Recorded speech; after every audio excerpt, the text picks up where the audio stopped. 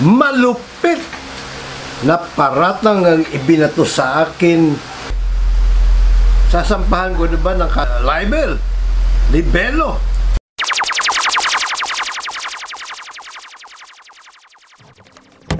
Mga korap, pinaka-the worst na korupsyon sa Pilipinas. Mga putang ina ninyo, mga hayop kayo, mga kriminal din kayo, mga politika.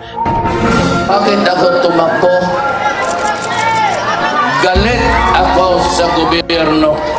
Korupsyon, drug. Nilagyan ko ng 3 to 6 months. Sinabi ko gawin ko yan. Maasahan niyo. I will do it. Even if makaposta ko, even if I lose my life, my honor, and even the presidency. We find corruption everywhere in government. Let me ask you, when will corruption end? Kailan ba talaga ito hanggang kailan? Malupit na paratang ang ibinato sa akin na itong si Benedicto o Benedict Abaigar. Anya, kinutungan ko raw si Chairman Pabustan, Leo Pabustan ng Barangay Del Monte sa Quezon City. Sino ba si Benedicto Abaigar? Si Benedicto po ay dating station manager ng GNN o Global News Network na sinibak sa pwesto. Siya po ngayon ay mayroong radyo Pilipino na wala namang boses. Siya din po ay reporter ng Filipino Mirror at kasalukuyan direktor ng National Press Club. Pero nung tanungin ko itong si Benedicto kung ano ang sirkumstansya bakit ko makukutungan o kinukutungan si Kapitan, wala naman siya masabi. As in, wala. Merong lingua franca sa industriya ng media. ACDC. Attack and collect. Defend and collect. Ano nga ba ang anatomy ng ACDC? Sa simpleng salita, mga kalahin kayo manggi. Blackmail. Iba-blackmail mo ang isang public official primarily. Although meron ding bina-blackmail ng mga private citizens. Paano? Unang-una, dapat ay meron kang alam na kahindik-hindik na ginawang anomalya si public official. Halimbawa, may alam kang kwento o katotohanan, mas lalo na itong si public official ay nagnakaw sa kaban ng bayan sa ating pera, sa ating mga mamamayan. Kapag nangyari yon at ikaw ay isang ungas na mamamahayag, ikaw ay hausyaw, gagawa ka ngayon ng draft ng iyong report at saka mo ipipresenta kay public official para hindi ka masyadong halata. Tatanungin mo siya, Mr. Public Official, o kaya sa kaso ni Leo Pabustan, Barangay Chairman Pabustan, ito yung nadiskubre kong anomalya na ginawa mo. Pwede bang hingin ko naman ang panig mo kung ito ba ay totoo o hindi? Siyempre, kung totoo yung anomalya na yon, malamang sasabihin sa iyo ni Kapitan Leo Pabustan na, pare, teka muna, pwede bang i-embargo ko na lang yung istorya mong yan? Ibig sabihin na embargo, huwag mo na ilabas. Babayaran na lang kita, susuhulan na lang kita. At saka ngayon sila magkakasundo kung magkano. Oh, hindi na ilalabas ng mga mahayag yung kanyang nadiskubre. Pero may mga, maraming mga ganong ungas na mga mahayag. Hindi niya nga ilalabas, bibigay niya naman doon sa kanyang kasabwat na mga mahayag din, siyempre. Pare, tirahin mo rin ito si Kapitan. So, posible na yung mga mamahayag na yon pupunta din kay Kapitan Leo Pabustan. Ganon din ang gagawin, diskarte. O kaya, ilalabas niya yung balita pagkatapos itong original na nagbigay sa kanya ng balita, pupunta kay Pabustan. Are, Leo, Barangay Chairman Leo Pabustan, wala akong magagawa, may iba pala nakasilip eh, ito nilabas oh. Ngayon, kung gusto mong arigluhin ko siya, akin na, hatag. So, ginagatasan nila o gagatasan nila si Kapitan Pabustan. Iyan yung anatomy ng ACDC, Attack and Collect, Defend and Collect. Sa kabilang banda, kung wala namang bala ang mamamahayag laban kay Leo Pabustan, ay baka pagtawanan lang siya ni Leo Pabustan. Ni Barangay Chairman Leo Pabustan, sasabihin sa kanya, sige, labas mo, pakialam ko riyan. Wala naman katotohanan yan eh. Ganun yun eh. Sintido ko mo lang. Ngayon, balik tayo rito sa paratang ni Benedicto Abay Gago sa inyong likod, sa akin. Sabi niya, ikinukutungan ko daw si Leo Pabustan. Sa bagay ang tityaking ko sa inyo. Ni Anino, ni Barangay Chairman ng Del Monte, Quezon City, Leo Pabustan, ay hindi ko pa nasisilayan. At ni isang anomalya patungkol sa kanya, wala akong alam. Paano ko siya ngayon kukutungan? Hindi ba malaking kagaguhan itong pinagsasabi ni Benedicto Abay Gago? Paano ko? Kung sakasakali man na ganun nga ako, pero hindi ako ganun eh. Diba? Hindi ako ganun. Tingnan nyo naman. Ang isang patunay na hindi ako, ang tawag dyan eh, kung hindi man paid hack, mga hausyaw na media.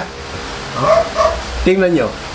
Kung hausyaw ako na media, titirahin ko yung mga kurakutan na naganap sa ating gobyerno. Hindi, di ba? Hindi. At saka hindi ko isusulong ang pagpairal ng jury justice system sapagkat walang pera rito.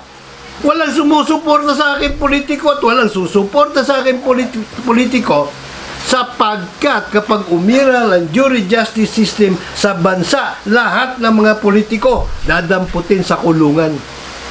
Hindi lang ako may sabi yan. Sinabi din yan ni Senador Juan Ponce Enrile. Sa kulungan, babagsak ang mga kurakot na politiko. At halos lahat, kung hindi man lahat ng mga politiko na nakapwesto noon, ngayon, kasalukuyan, one way or another, nangurakot. Nag-issue ng demolition order ang Quezon City building official. Ang naturang demolisyon ay isasagawa sa isang 4-door apartment dito sa Barangay Del Monte sa Quezon City na ang punong barangay ay si Leo Pabustan. Malinaw na nakasaad sa order. Maaari lamang i-demolish ang naturang 4-door apartment building kung wala nang nakatira roon at lahat ng mga utility lines katulad ng kuryente, gas, telepono, at tubig, diskonektado na. Otherwise, yung demolition permit na ito, walang visa. Ano nangyari? Permado ni Engineer Isagani Bersosa Jr. ang naturang demolition permit. Bago pa naganap ang demolition, nakakuha ang isa sa mga tenant na si Romel Halyurina ng injunction. Injunction laban sa barangay na siya dapat ang magsasagawa ng demolisyon. Ganun pa man, talagang ipinagpatuloy nila ang demolisyon kahit na may injunction. Pero, ang nagsagawa na ngayon ng demolisyon ay yung Quezon City Engineering District or Engineering Division or Building Office of the Building Officials. Di umano, mahina na ang istruktura. Delikado na para sa mga dumadaan-daan doon o sa kaligtasan ng mga dumadaan doon sa kalye na gumuho ang building. Dilapidated na di umano. Kaya kailangan ng i-demolish. Pero tingnan nyo naman ang kondisyon ng building na ito. Alam nyo ba, ang mga pader nito ay buhos. Hindi lamang basta mahalo blocks na sinalansa, nilagyan ng konting semento. Hindi. Buhos, binuhusan. At makikita natin yan sa mga, yan. Nakita nyo yung binutas. Ito, ang bumutas na ito ay yung hydraulic na heavy equipment. Yung bang may jackhammer. At hindi lang yung portable na jackhammer na hawak-hawak ng mga gumagawa ng kalsada ang ginamit rito. Bagkos, yung talagang nakamount sa heavy equipment. Ganong katibay. Ano yung mga building official sa Quezon City? Mga bulag? Hindi nila nakikita o hindi nila in-inspection, basta na lang sila tumanggap? Kanina, doon sa building permit na pinag-usapan natin, isa sa mga nabanggit na conditionality, kailangan disconnected na ang mga utilities at kabilang doon ang kuryente, ang ilaw, kuryente, pareho lang yun, tubig, gas, kung meron mang connection sa gas, kailangan putol na yon. Pero habang isinasagawa nilang demolisyon, nung araw din yun, nagpaakyat sila ng mamumutol ng kuryente na hindi taga Meralco. Obviously, hindi taga Meralco. So, illegal ang kanilang ginagawa. At ang gumagawa ng ka-illegalan na ito ay mga opisyal ng Quezon City. Isipin nyo yun. Imbes na tagapagpatupad ng batas ng mga hinayupak, eto.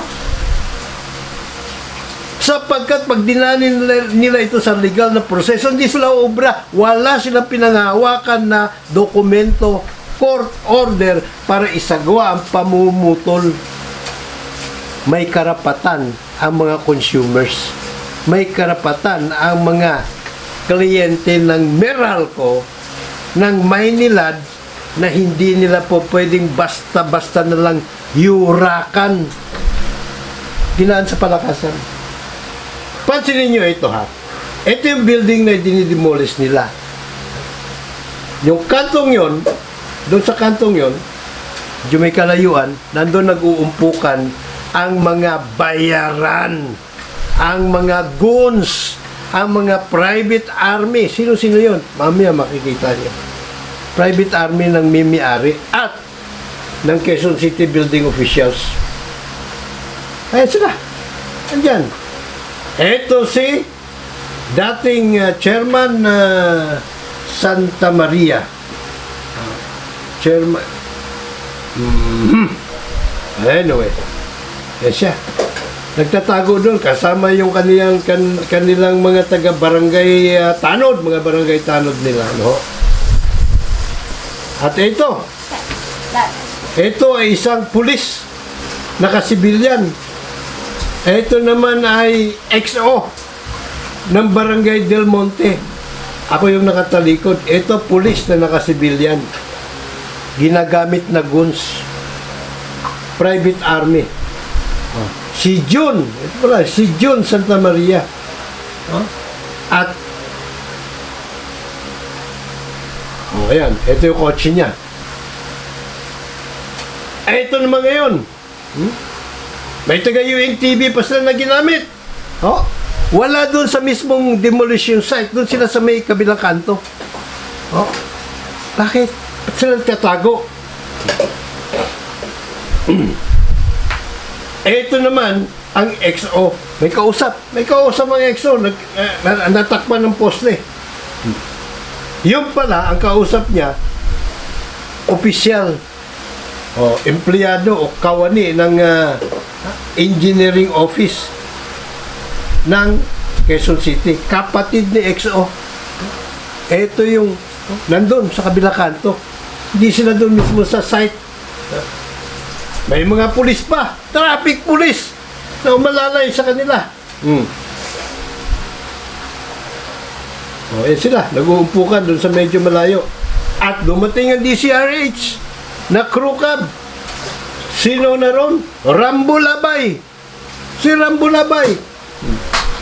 Ito, ang hepe ng detachment sa Quezon City Hall. Si Clarabal ang apelyido nito kung hindi ako nagkakamali. Ayan. So nagngitian sila ni na Rambo Labay. At may kasama pa si na Rambo na taga Manila Times reporter. At pumunta na si na Rambo Labay dito sa area kung saan mismo na nangyayari ang demolisyon. At ito, si Police Superintendent Richie Clarabal. Ito yung mimiyari ng building o isa sa mga magkakapatid yung mimiyari ng building. Pasadahanan natin ng konti. Etong si Romel Halyurino na isa sa mga tenant doon sa building, ay merong usaping legal doon sa mga nagmimiyari. Sapagkat yung pinakakuya ng magkakapatid na ito at si Romel ay nagkasundo na yung bakanting lote na maliit lang sa dulo ng building, apartment building, ay kanya binili. May kasulatan sila na kung sakasakali maipa-demolish yung apartment building, hindi pa pwede isama yung kanya. Sapagkat binili niya na yung lupain na yun Ang siste, namatay yung kuya ng mga ito. Kaya yung mga kapatid na naiwan, di kinilala. Hindi natin alam kung meron silang nagkasundo-sundo din sila doon sa kontrata na pinasok ng kanilang kuya. Nevertheless, ito yung usapin pa sa korte na pinaglalabanan pa. Kaya may kaso sa korte ito Kaya hindi dapat i-demolish Pero pinaikutan ng batas, sinabi nila na yung building dilapidated na, delikado na sa mga dumadaan-daan doon, delikado ang buhay, ang makapipinsala na. So i-demolish natin. Ito suhol. Ganun na nangyayari. Parang ganun na nga nangyayari dyan. Ano iba? Asiste. May nasagap pa ako na informasyon na ang si Ramon, si June Santa Maria, at syempre kasama na rin yung mga taga-barangay doon marahil ang ahente ng bentahan at ang nakabili, mataas na opisyal ng Quezon City. Kaya ganun na lang nagagamit ang makinaryas ng syudad para sa kaungasan. Yan. Binabasa ni Val Gonzales ng DCRH yung court order. Ito naman, todo ang depensa nitong si Police Superintendent Clarabal, detachment chief ito ng Quezon City Hall. Anong pakialam niya sa mga demolition? At nakasibilyan, halatang bayaran, nakasibilyan. Pinagtatanggol niya, sabi niya, ang may injunction lang, yung barangay. So yung mga taga-barangay, hindi sila po pwedeng magpasimuno ng demolisyon.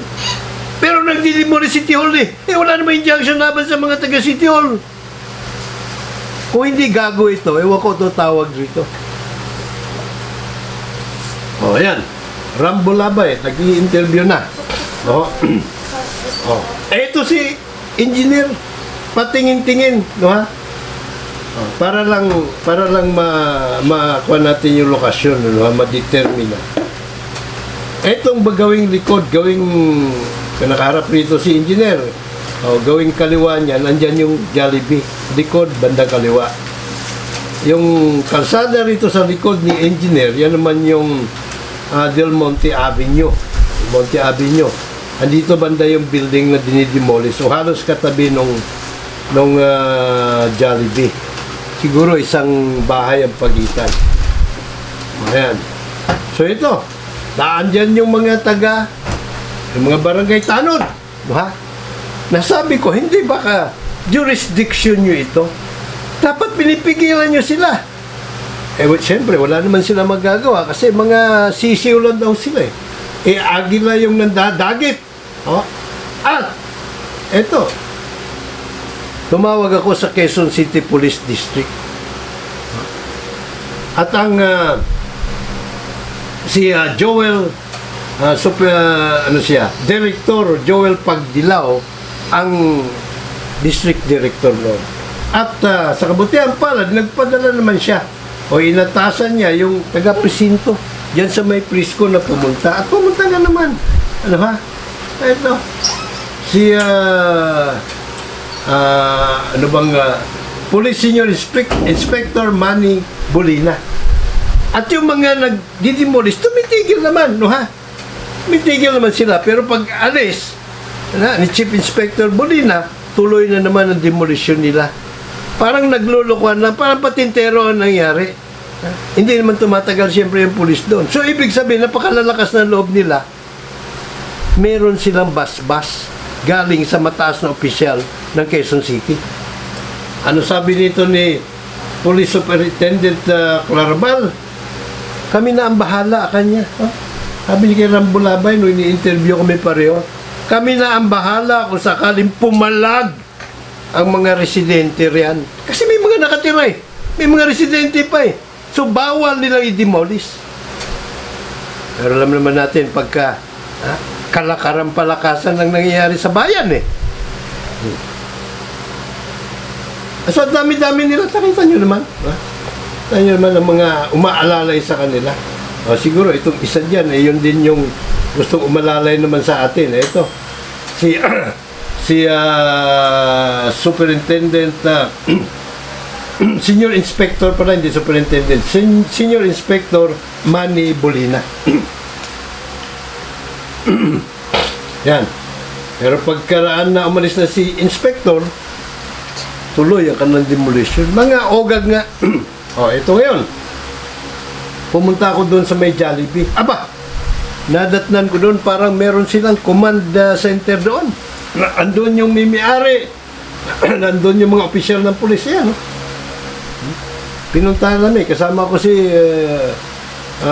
Senior Inspector Bolina. Andun yung EXO. Andun yung may-ari. At may ilang mga matatas na opisyal din ng pulis.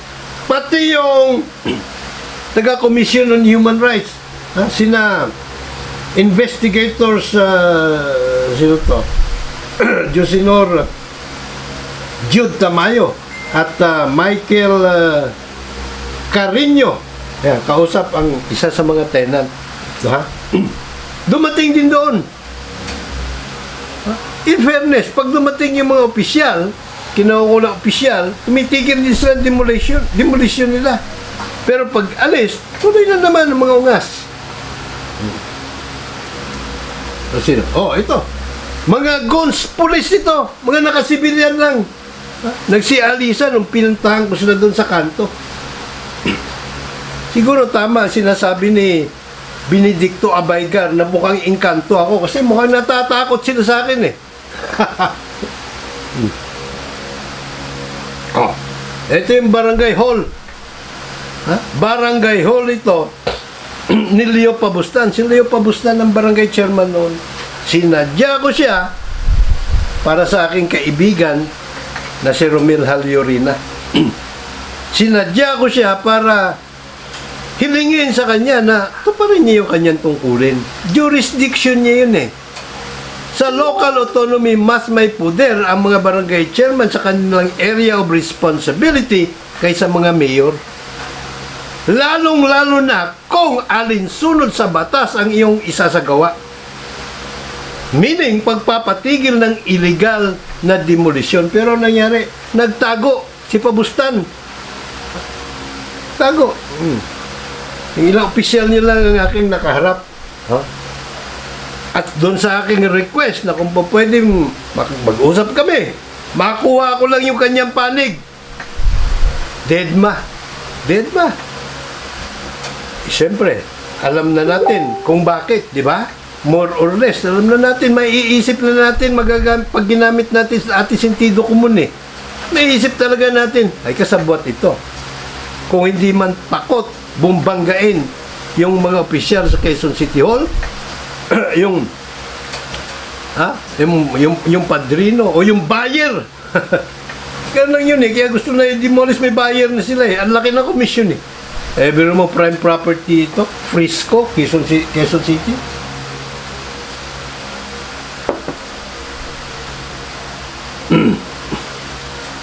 So yan. Malinaw ah. Ito, bago lang ito eh. Kasi pinaratangan nga ako nitong ungas na si Benedicto Abaigago na nangungutong daw ako, kinutungan ko daw noon si Pabustan. Anak na blaka. So, inisip ko, hindi ko nga nakita ng ano ba naging issue noon. So, buti naalala ko, nga pala no, sa Del Monte, nabanggit niya kasi, taga Del Monte siya eh. Diba? Sabi ko, baka ito yun. Malamang ito ngayon. No ha? Kumpara niya daw si Pabustan eh. Ito. Nung alam niya na mag-iimbestiga ako, agad kinontak si Pabustan. Si Barangay Chairman Leo Pabustan ng Barangay Del Monte, Quezon City. Hindi niya inilakip yung una nilang pinag-uusapan na malamang sinusubuan niya si Pabustan ng mga kung ano ang gusto niya sabihin ni Pabustan.